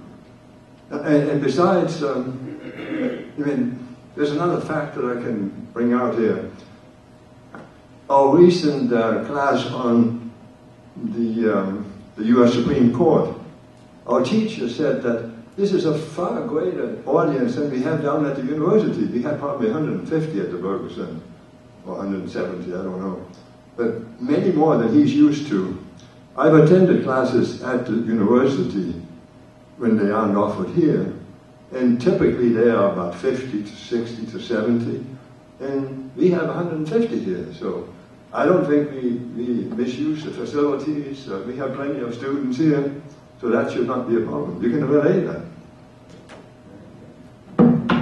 Yeah, as usual, I have a little different look at it, or a different perspective. And the bottom line for the university is selling a product. In this case, it's classes, education, or anything. They're not doing it as a benefactor for everybody. It says, let's be the good guys and send these people out and teach them everything. No, they expect a financial return on their investment. And they're not the only show in town. I understand that Dominion in San Rafael has a similar I'm going to call it a product. It may be the same organization, I'm not sure. But that puts them in a position where they're going to be competing for locations such as we have. And for them to take a position to make it difficult on a scarce resource, it just throws it back in someone else's court to take advantage of it and come through. So I think we have some bargaining power here. My initial, and it was mentioned earlier, again, so I'm self-speaking, my feeling at this point is if we've been doing them a favor for 9 years, and if they're going to throw this in our face to say, bye, you figure out your own problem. And I hate to say that because they do provide such a valuable thing that we want. But there's a line you can't cross here, and I think we've gotten to this point where we're just locked up with someone who feels that their responsibility is to follow some particular rule that they have. And unless somebody at the university, as they pointed out, steps up and says, this is not what we're getting us where we need to go. This thing just could come to an end, and it would really be a shame. You know, we can discuss this more, and I hope we do, and we can do it in public. And sometimes smaller groups can get a product together like a letter that's balanced. But I do believe, as you stated, John, and as Paul stated, there's money involved. And it's not that we have to call them ingrates. We certainly benefited by having it here, and we enjoyed it. At the same time, SSU has a product called the Green Center. The Green Center has Weil Hall. And there are many, many people in this room that have Santa Rosa Symphony tickets, and that's for the Santa Rosa Symphony. But they have a contract with SSU. And many of us in Oakmont support SSU directly, and we support the symphony directly, and other things that occur on the SSU campus for which they derive some income or part payment.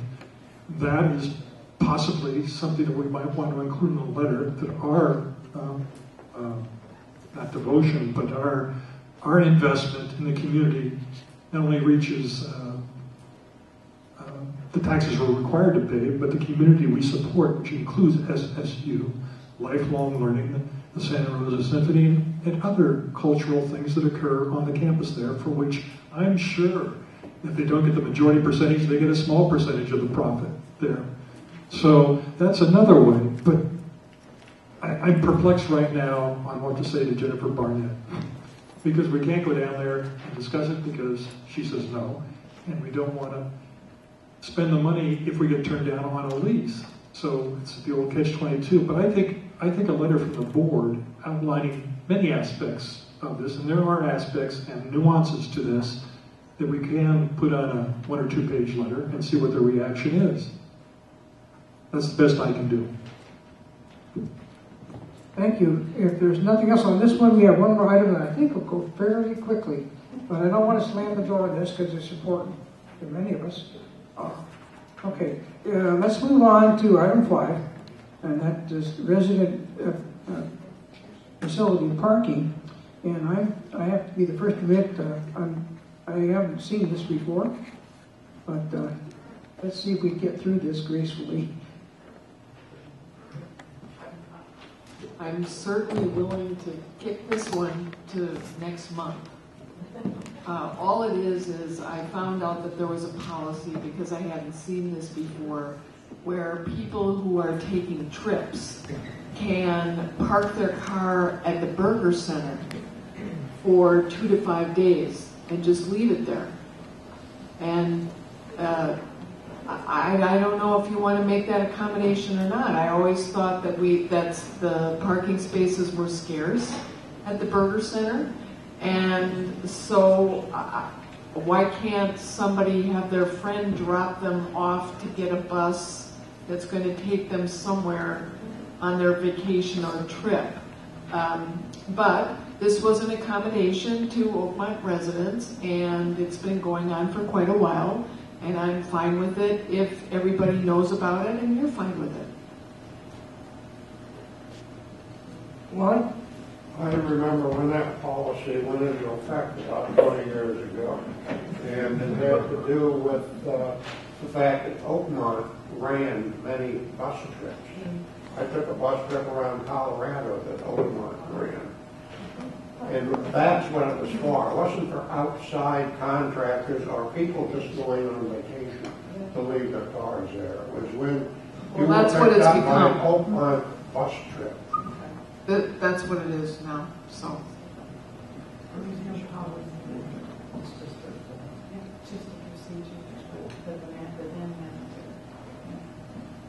Yeah, I don't think this will be too controversial if we finally address it, but why don't we put this off, get out of here at a reasonable hour.